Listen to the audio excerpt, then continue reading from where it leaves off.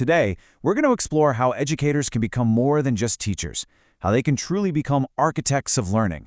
We're talking about moving beyond simple assignments to design authentic experiences that really prepare students for the world. So, let's grab our hard hats and start building.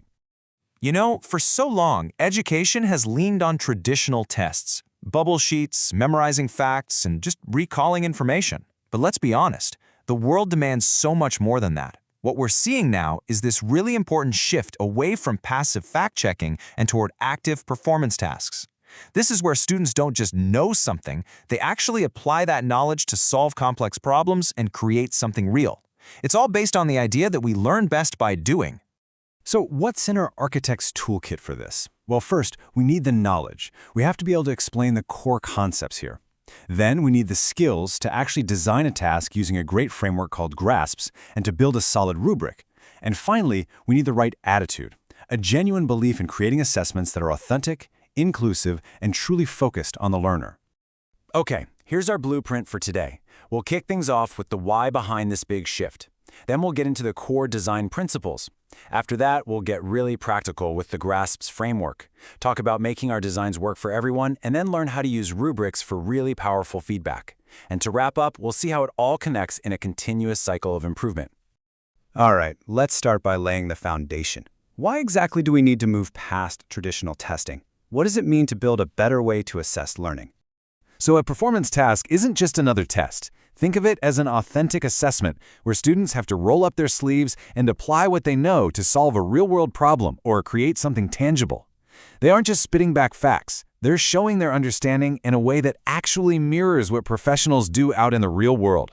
Now, just like any good architect, we have to build on a solid foundation. So let's look at the core principles that make a performance task strong, valid, and really effective. A truly valid assessment really rests on three main pillars. First up is alignment. The task has to directly measure the learning goals you set out. It just has to. Second, meaningfulness. It needs to connect to real-life situations so students actually see the point. And third, engagement. The task should spark some creativity, give students choices, and encourage them to work together. If you're missing any of these, the whole structure starts to feel a little weak. And this is absolutely key. We're not just designing tasks for a student's brain. We're designing for the whole person. A great task challenges students cognitively, to analyze and create. It challenges them socially, to communicate and collaborate. And it supports them emotionally, helping them build confidence and really own their learning. It's a truly holistic way of thinking about assessment. Okay, foundation is set. Now we need a blueprint to guide the actual construction. And for that, we're going to turn to a fantastic framework called GRASPs. GRASPs is just a simple acronym that walks you step by step through the whole design process. It makes sure you cover all the essential parts to create a task that feels authentic, like a real-world challenge. So let's break it down letter by letter. We always start with G for goal. This is the absolute bedrock of the entire task. What is the specific, measurable learning target? Before you build anything, you have to know exactly what students should be able to do when they're done. This clarity is everything. Next up, R is for role. And this is where things get really fun and engaging. The student isn't just a student anymore. They become a professional. Maybe they're a journalist investigating a story, or an engineer designing a bridge, or a historian putting together a museum exhibit. Giving them a role immediately makes the task feel more real and way more motivating. A stands for audience. Who is this work actually for?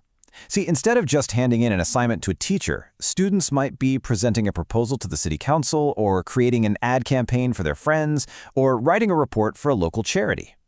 Having a real audience gives the work a genuine purpose and, frankly, raises the stakes on quality. The first S is for situation. This sets the scene. It provides the context. What's the real-world challenge or problem that needs solving? A good situation is messy and has realistic constraints, which forces students to think critically and navigate ambiguity, just like they'll have to do in a real job. P stands for the product or performance. This is the tangible proof of learning. What will the student actually make or do to show what they've learned? This could be anything: a documentary, a business plan, a scientific model, a piece of art. It's how they make their learning visible. And finally, the second S is for standards. How will the final product be evaluated? The standards spell out exactly what quality work looks like. These criteria have to be super clear from the very beginning, and they become the direct foundation for the rubric we'll use to assess the work. Let's make this real. Imagine a task about a plastic waste awareness campaign. The goal is to raise community awareness. The student's role, an environmental advocate. The audience is the local community leaders. The situation is the rising plastic waste in town. The product is a full advocacy campaign. And the standards are things like clarity, evidence, and persuasiveness. See how it all just clicks together into a really compelling, authentic task? A great architectural plan isn't rigid. It has to be adaptable. And in education, that means designing for all learners. This is where differentiation comes into play. Now, differentiation is not about lowering standards. It's about providing multiple pathways for students to meet those high standards. We can differentiate the content, what students learn, the process, how they learn it, and the product, how they show us what they know.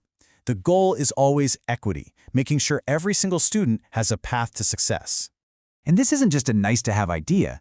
It's grounded in some really solid educational theory. Concepts like Vygotsky's zone of proximal development, that sweet spot of learning, and universal design for learning, which is all about building accessibility in from the start, are the academic bedrock of this whole approach.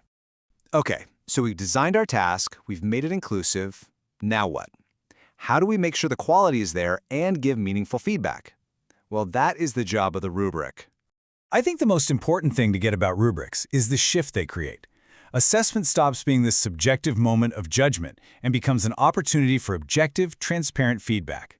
A good rubric is like a calibrated tool, making sure every student's work is measured against the same clear standards. It just promotes fairness and consistency. Of course, you've got different tools for different jobs. An analytic rubric breaks everything down into tiny pieces, which is perfect for specific, detailed feedback. A holistic rubric gives you one overall score, great for fast, summative grading. And a developmental rubric is amazing for tracking a student's growth in a skill over a long period of time.